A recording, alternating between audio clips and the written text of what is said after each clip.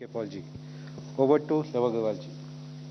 Good evening friends, हम आपको कोविड-19 की वर्तमान परिस्थिति के बारे में बताना चाहेंगे। अगर हम देखें तो पाते हैं कि पिछले कुछ दिनों से देश में एक study decline in daily new reported cases note किया जा रहा है। पिछले 20 दिनों से यह डिक्लाइन कंटिन्यूड बेसिस पर स्टेट में नोट किया जा रहा है। जहां 7 मई को देश में 4,14,000 केस रिपोर्ट हुए थे, वह 5 दिन बाद घटते घटते 3,48,000 केसेस और उसके 5 दिन बाद 3 लाख से भी कम होते हुए 2,81,000 डेली केसेस तक हम पहुंच पाए थे। और आज अगर हम देखें 27 तारीख को तो देश में 2,11,000 के करीब केसेस रिपोर्ट हुए हैं। यह अगर एक और डेटा हम देखें तो पाते हैं कि 25 मई को देश में पिछले कुछ दिनों के अनुपात में देखें तो सबसे कम केसेस यानी कि 1,96,000 केसेस रिपोर्ट हुए हैं और 17 मई से कंटिन्यूड बेसिस पर हमारे देश में 3 लाख से कम केसेस रिपोर्ट हो रहे हैं। यह एक पॉजिटिव डेवलपमेंट है। जरूरत है कि इसको हम कंटिन्यूड बेसिस पर मॉनिटर करते रहें। 15 स्टेट्स ऐसी हैं देश में जहां पर 1000 से 5,000 के करीब केसेस रिपोर्ट हुए हैं प्रतिदिन उस अनुपात में, और 13 स्टेट ऐसी हैं जहां पर कि 1,000 से भी कम केस देश में रिपोर्ट हुए हैं। इसी तरीके से हम अगर जिला स्थाई पर डेटा एनालाइज करें तो पाते हैं कि 3 हफ्तों में, जहां आज से करीब 3 हफ्ते पहले वाले उस वीक को हम एनालाइज करें तो 531 जिले ऐसे थे जहां पर कि 100 से अधिक केस प्रतिरोज रिपोर्ट हो रहे थे। वह घटकर अब 359 डिस्ट्रिक्ट रह गया है, यानी कि 172 डिस्ट्रिक्ट ऐसे हैं जहां पर केसेस में कमी नोट की गई है। इसी के साथ ही एक्टिव केसेस यानी कि वह केसेस जो या तो होम आइसोलेशन में है या हॉस्पिटल सेटिंग में जिन पर ट्रीटमेंट चल रहा है, उसमें भी हमने करीब 35% decrease from the peak which was noted in the country वह अब ऑब्जर्व कर रहे हैं। जहां एक स्थाई पर 10 मई को देश में 37,45,000 केसेस एक्टिव केसेस की दृष्टि में आते थे, वह घटते घटते अब 24,19,000 केसेस रह गए हैं। और इस तरह से हम देखें तो पिछले 17 दिनों में करीब 13 लाख केसेस एक्टिव केसेस की दृष्टि से बाहर आ चुके हैं। आज अगर हम देखें तो हमारे एक्टिव केसेस जो 3 मई को 17.13% थे, वह घटते घटते अब खाली 8.84% रह गए हैं। इसी तरीके से हम अगर फर्दर एनालाइज करें तो पाते हैं कि ऐसे कौन सी स्टेट्स हैं जहां पर कि पिछले एक हफ्ते से एक्टिव केसेस में कमी नोट की जा रही है। तो आप देखेंगे कि 24 स्टेट देश में ऐसी हैं जहां पर उन्हें कंटिन्यूड बेसिस पिछले एक हफ्ते से हम एक्टिव केसेस में कमी नोट कर रहे हैं। कुछ ऐसी स्टेट भी है जहां पर थोड़ा सा इंक्रीज नोट किया गया है। जरूरत है कि उन स्टेट्स पर कंटेनमेंट और क्लिनिकल मैनेजमेंट पर उसी स्थायी से काम चलता रहे। इसी के साथ ही एक और न्यूज हम आप लोगों के सामने लाना चाहेंगे। अगर हम देखें तो ओवरऑल देश में जो रिकवरीज हैं, they are exceeding now the number of overall cases which are getting reported on a daily basis. जैसे कि हम देखते हैं कि आज जैसे 2,11,000 के करीब केस देश में रिपोर्ट हुए हैं, तो रिकवरीज 2,83,000 के करीब रिपोर्ट हुई हैं, यानी कि 71,000 रिकवरीज देश में पिछले 24 घंटे में विज़ावी न्यू केसेस रिपोर्ट की गई है। 23 स्टेट देश में ऐसी हैं जहां पर की रिकवरी जो रिपोर्टेड केसेस हैं डेली बेसिस पर उनसे अधिक है। और हम ये भी देखते हैं कि रिकवर्ड केसेस जो पिछले 14 दिनों से ऑन ए कंसिस्टेंट बेसिस हम पा रहे हैं कि देश में recoveries are more than the cases being reported. इसी के साथ अगर आप देखें कि रिकवरी रेट में कैसे बढ़ोतरी हो रही है, तो जहां एक स्थाई पर देश में रिकवरी 81.8% 3 मई को नोट की गई थी, वह बढ़ते बढ़ते 18 मई को 85.6%, और हम देश में देखते हैं तो पाते हैं कि हमारी रिकवरी परसेंटेज अब बढ़कर 90% हो गई है। यह एक बहुत ही पॉजिटिव इंडिकेशन है। जरूरत है कि हम इसी स्थाई से अपने होम आइसोलेशन केसेस और वह केसेस जो हॉस्पिटल में उनको मॉनिटर करते रहें। इससे पहले भी हमने इस विषय में कई बार बात की थी। हमने देखा कि जब देश में केसेस में एक स्थाई पर बढ़ोतरी हो रही है तो जरूरी है कि हम इन्फेक्शन को अर्ली आइडेंटिफिकेशन सपोर्ट करने के लिए टेस्टिंग को और बढ़ाएं, जिसके तहत ही जहां 11 से 17 फरवरी वाले वीक में देश में औसतन 6.8 लाख टेस्ट किए गए थे, उसको बढ़ाते बढ़ाते अब हमने 3 टाइम्स इंक्रीज करते हुए ऑन एन एवरेज पिछले एक हफ्ते में 21 लाख के करीब test on a daily basis देश में किए जा रहे हैं। और एक स्थाई पर अगर हम देखें कि डेली बेसिस पर जो टेस्ट हो रहे हैं, तो 19 मई को जहां देश में करीब 20 लाख टेस्ट हुए थे, यानी कि हमने 19 लाख से अधिक टेस्ट करने शुरू किए थे, अब हमने पिछले 26 मई को 22 लाख, जो कि अब तक का देश में सबसे अधिक टेस्ट हैं, 22,17,000 टेस्ट 2 दिन पहले देश में हुए। ऑन एन एवरेज पिछले 9 दिनों से देश में 20 लाख से अधिक टेस्ट डेली बेसिस पर किए जा रहे हैं। हमारा एफर्ट है कि हम किसी भी तरीके से इन्फेक्शन को, अर्ली आइडेंटिफिकेशन को सपोर्ट करें, ताकि केस को टाइम पर आइडेंटिफाई करते हुए उसका ट्रीटमेंट टाइमली शुरू किया जा सके। एक स्थाई पर जहां देश में फोकस किया गया कि हम टेस्टिंग को मल्टीफोल्ड बढ़ाएं, उसी के साथ ही कंटेनमेंट पर एफर्ट्स करने के कारण हम देख रहे हैं कि पिछले 3 हफ्तों से देश का ओवरऑल जो वीकली पॉजिटिविटी रेट है उसमें एक रिडक्शन आ रहा है। जहां 29 अप्रैल वाले सप्ताह में देश में एवरेज पॉजिटिविटी 21.5% थी, वह घटते घटते अब 10.45% ही रह गई है। इसी तरीके से अगर हम देखें तो पाते हैं कि जो weekly average, moving average of case positivity हम पिछले 14 दिनों का देखें तो वह घटते घटते 10.93% आज के समय में है। और अगर हम पिछले 24 घंटों का ही डेटा एनालाइज करें तो पाते हैं कि देश की डेली पॉजिटिविटी पिछले 24 घंटे में 10% से भी कम, यानी कि 9.79% नोट की गई है। और पिछले 3 दिनों से देश में ओवरऑल पॉजिटिविटी 10% से कम पाई जा रही है। इसी के साथ ही वैक्सीनेशन पर हमारे कंटिन्यूड एफर्ट्स हैं। हमारे जो मेन पिलर्स हैं ट्रीटमेंट से रिलेटेड, जिसमें हम कहते हैं test, track, treat, COVID appropriate behaviour and focus on vaccination, उसके तहत देश में गवर्नमेंट ऑफ इंडिया द्वारा जो फ्री सप्लाईज हैं, उनके तहत अब तक हम 14.85 करोड़ लोग जो कि 45 वर्ष से अधिक आयु के उनको कवर कर चुके हैं। Health care workers 1.65 crore doses दी जा चुकी हैं। फ्रंटलाइन वर्कर्स को 2.37 करोड़ डोजेज दी जा चुकी हैं। और साथ ही जो लिबरलाइज पॉलिसी के तहत, जिसमें कि 18 से 44 साल के लोगों के लिए भी वैक्सीनेशन ओपन किया गया था, वह भी अब स्टेबलाइज हो रहा है और अब करीब 1.39 करोड़ डोजेज देश में उस एज ग्रुप को भी दी जा चुकी हैं। जरूरी है कि एक स्थाई पर जब हम वैक्सीनेशन को बढ़ावा दे रहे हैं, तब भी जैसे कि माननीय प्रधानमंत्री जी ने हमेशा कहा है, दवाई भी ढिलाई नहीं। तो उसके तहत अगर हमें कोरोना को मैनेज करना है तो दवाई यानी कि टीका के रूप में अगर हमारे को टीका भी लगे, तब भी कोविड अप्रोप्रिएट बिहेवियर यानी कि प्रॉपर सैनिटेशन, 2 गज की दूरी और मास्क का उपयोग हम कंटिन्यूड बेसिस पर करते रहें। धन्यवाद। डॉक्टर वी के पॉल जी। धन्यवाद। So in this report today we continue to note stabilization of the second wave in most parts of India, both by the number of cases as well as by declining positivity rate and a very sustained and high overall testing coverage. So that's reassuring, but we must remember that we are achieving this, as I said last time, in the face of very significant restrictions in most states. In addition to, of course, the other tools in operation, including testing and COVID-appropriate behavior and vaccination effort. But nonetheless, it is reassuring that we are on the downswing of the second wave, and we do believe and hope it will be sustained, and it will be sustained even when the restrictions are gently and systematically and cautiously opened up as the time comes. The pace of vaccination has also picked up to some extent now.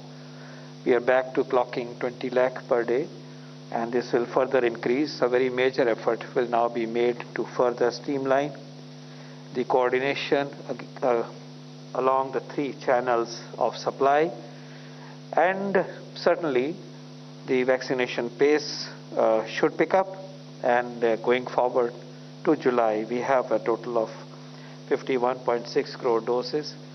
A large proportion of that's available, and that has to be used in a in an efficient manner, even as we build our efforts to increase the stockpile with time to come. Today we released some clarity on some of the aspects that are in the public domain, and I hope that will help clear the air about how the government has been making efforts in reaching out to foreign manufacturers, and also very major, intense, relentless effort to increase the production, development, and production and supply of made in India and make in India vaccines. A very, very significant effort is going on. And I would like to state that Bharat Biotech, we started with about 90 lakh per month capacity, is ramping up, and it is well within our expectation that they can reach as much as 10 times that production level, reaching to about 10 crore per month in the next few weeks, in the next few months, September, October. Similarly, Serum is ramping up from 6.5 crore per month dose level to 11 and even more in these months to come. So that effort is also catching momentum, gathering momentum, even as other vaccines in the pipeline are moving close to increased supplies, such as for Sputnik, and also rapid development for such as Zydus vaccine, BioE vaccine, and also Genova vaccine. Steady progress is being made, and we are also reaching out to international manufacturers, in particular Pfizer, for making vaccine available now that they have shown interest and the possibility and indicated that they have the vaccine to be spared for India. I'll stop here. Thank you. Thank you, sir. As friends, you are aware that myths and facts were issued by PIB today. And based on that, I got an online question from G.S. Mudur from the Telegraph. So I'm asking this question to Dr. V.K. Paul ji. The Mythbuster 1 has said that vaccine producers give preference to countries or their origin. Could you please clarify, elaborate this point? Has any vaccine maker cited this reason to deny its vaccines immediately to India? Well, the context of that observation is that the vaccines developed in other countries, a large part of those vaccines was supplied to the same country. So the US-made vaccine went in a big way to the US, and that was taken for them as a priority. And it is nothing surprising, because when we look upon our vaccine manufacturers, they also unhesitatingly offer the vaccines to our own nation. Now that the vaccine availability for their countries of origin has been met to a large extent, the companies are, and their own production capacities are also rising now that they are confident of the market and the success of the vaccine. That's how our companies will also do. There will be vaccine which is available for others to take. But clearly, the countries of origin have been an important priority for the producers of vaccines. So now it's available for other countries, partly through COVAX, partly through bilateral arrangements, and often these are small countries with small requirements. So it's a changing scene. But to begin with, a focus on their own respective countries and countries with which they have special arrangements has been a way that has been followed by them. 15. Sir, मेरा सवाल है कि उत्तर प्रदेश में एक मामला है कि 20 लोगों को वैक्सीन की दोनों डोज, अलग अलग कंपनियों की डोज दी गई। क्या ये सही आप मानते हैं, स्वास्थ्य मंत्रालय क्या सही मानता है? क्या दूसरे देशों में इस तरीके से दिया जा रहा है अलग अलग कंपनियों के दोनों डोज, और इसको क्या इंक्वायरी होगी? क्या है, इसको थोड़ा क्लियर करें। पॉल साहब, अगर आप क्लियर करें। Well, our protocol is clear that we are giving the second dose of this, हाँ, हमारा प्रोटोकॉल बिल्कुल क्लियर है कि जिस वैक्सीन की पहली डोज दी जाती है उसकी ही सेकेंड डोज देनी है। इस मामले में क्या हुआ इसका पता होना चाहिए, पता करना चाहिए, इन्वेस्टिगेट होना चाहिए। लेकिन मैं ये भी कह सकता हूं कि अगर दूसरे वैक्सीन की डोज भी लग जाए तो शायद कोई ऐसे सिग्निफिकेंट एडवर्स इफेक्ट शायद अनलाइकली है। इनफैक्ट ये भी एक साइंटिफिक नैरेटिव चलता है कि एक वैक्सीन के बाद दूसरा दिया जाए तो इम्यूनिटी और भी स्ट्रांग तरीके से उभर के आती है। The point I am making is although scientific opinion on this firm opinion may have to wait for more scrutiny and more understanding, but even if this has happened, it should not be a cause for concern for that individual. But certainly I appeal to all our fellow health workers to kindly make sure that we give the same vaccine of which the first dose has been given the second time, and that is the way right now we should follow as a protocol. 116 please.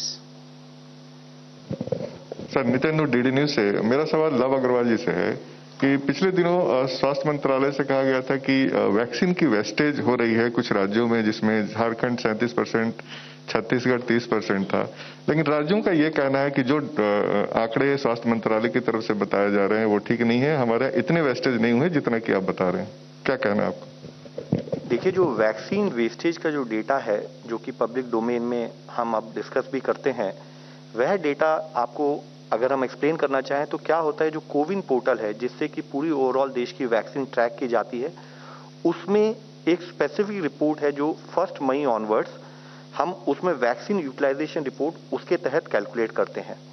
इसमें होता यह है कि जितने भी vaccinator हैं जो कि फील्ड में काम कर रहे हैं, जो कि स्टेट गवर्नमेंट के अंडर ही काम कर रहे हैं, वह सेशन कंप्लीट होने के बाद यह भरते हैं कि उनको कितनी वैक्सीन दी गई, उन्होंने कितनी लगाई और कितनी वो रिटर्न कर रहे हैं। उसके बाद वह डेटा एक डैशबोर्ड के माध्यम से डिस्ट्रिक्ट एडमिनिस्ट्रेशन के सामने अवेलेबल होता है और वही डेटा स्टेट एडमिनिस्ट्रेशन के सामने भी कोविन प्लेटफॉर्म में डिजिटली अवेलेबल होता है। हमारा शुरू से एफर्ट रहा है कि जो भी कार्य हो वो एक ट्रांसपेरेंट पद्धति से कंबाइंड वे में हम मिलकर काम करें ताकि हम वैक्सीन वेस्टेज को रोक सकें। माननीय प्रधानमंत्री जी ने कहा है कि एक वैक्सीन की वेस्टेज भी टू दैट एक्सटेंट एक आदमी को सुरक्षा कवच से वंचित रखना है। तो जो रिपोर्ट्स आती हैं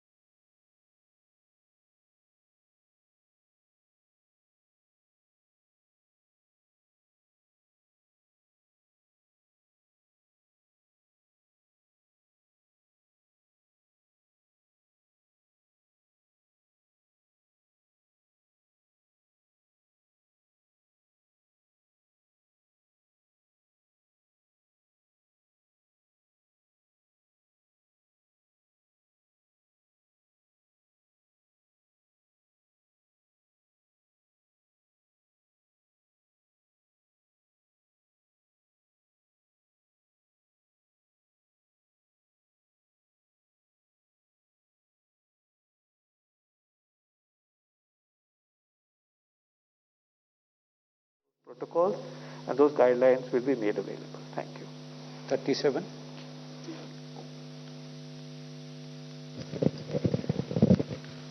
Good afternoon, sir. I'm Sahil from ENI. Sir, how many vaccine doses are given to Delhi in total? And second question is for Dr. Paul. Sir, how much is it correct that Pfizer wants indemnity against the cost of compensation while in the discussion which was going on? Part again. Sir, how much is this correct that Pfizer wants indemnity against cost of compensation? Is that true, sir? जैसे कि आपने vaccine availability और vaccine supply Delhi के बारे में पूछा है, जो अवेलेबल डेटा है हम लोगों के पास, तो हम बताना चाहेंगे कि गवर्नमेंट ऑफ इंडिया की तरफ से फ्री ऑफ कॉस्ट जो हम स्टेट्स को प्रोवाइड करते हैं, उसके अंडर दिल्ली में 45,46,070 के करीब डोजेज दी गई हैं और 45.46 लाख डोजेज दी गई हैं। और जो अवेलेबल इंफॉर्मेशन है उसके अंतर्गत डायरेक्ट प्रोक्योरमेंट जो दिल्ली गवर्नमेंट ने किया है वह 8.17 लाख के करीब है और प्राइवेट हॉस्पिटल ने जो प्रोक्योरमेंट किया है वह 9.04 लाख के करीब है। अब तक जो टोटल डोजेज एडमिनिस्टर्ड हुई हैं दिल्ली में टोटल मिलाकर देखें तो वह करीब 52,25,000 के करीब हैं। और जो अवेलेबल डेटा हमारे कोविन पोर्टल पर, जिसके बारे में मैंने इससे पहले भी अभी आपको बताया है, उसके अंडर 3.8% ओवरऑल वेस्टेज भी नोट की गई है। तो मुख्य विषय ये बताना चाहूंगा कि अभी तक जो हमने टोटल डोजेज दी हैं उसका करीब 13% जो है वो प्रोक्योरमेंट स्टेट लेवल पर हुआ है, बाकी गवर्नमेंट ऑफ इंडिया के अंडर में दिया गया है। फाइजर वैक्सीन की जो बातचीत चल रही है उसमें आपने सवाल पूछा है कि क्या वो इंडेमिनिटी मांग रहे हैं लायबिलिटी के लिए। उसका पहला जवाब यह है कि yes, we are engage with Pfizer because they have indicated availability of certain amount of certain volume of vaccine in coming months, so possibly starting in July, and we are looking at what their expectations from the government are, and they are looking at what our expectations from them are. That's the process in which this will move, because they have to come into India, they have to apply for licensure, so that's one path, and there are imperatives of cold chain and supply, etc., so that's being looked at. Similarly, yes, they have requested indemnity to all the nations, including the country of origin of US or for practically every country. और वो उनकी expectation है कि liability को इंडेमिफाई किया जाए, उसकी कुछ अपने तरीके से वो लीगल लैंग्वेज में उसको एक्सप्रेस करते हैं। We are examining this request and we will take decision in the larger interest of people and on merits. So this is under discussion, but there is no decision as of now. Thank you. Number 16. Sir, in the last few weeks, we have seen bodies floating in rivers, and NYT has now done a story estimating what could be the actual infection burden and the number of deaths in the country. I would like to know what is the government estimate of missed deaths, because obviously bodies which are floating in rivers have not been registered for death certificates before being flown. तो ma'am, सबसे पहले मैं आपको जिस report के बारे में आप रेफर कर रहे हैं, मैं आपको सबको रिक्वेस्ट करना चाहूंगा कि वह रिपोर्ट टोटली बेसलेस है, एब्सोल्युटली फॉल्स है, क्योंकि रिपोर्ट किसी एविडेंस से ना तो सपोर्टेड है ना बैक्ड है कि इन टर्म्स ऑफ कि क्या बेसिस पर कैलकुलेशन की गई है।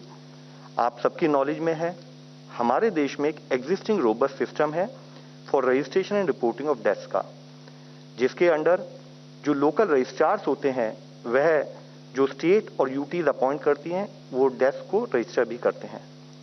कोविड रिलेटेड डेस्क के बारे में इसी मंच में हर बार आप सबसे रिक्वेस्ट की गई है, क्योंकि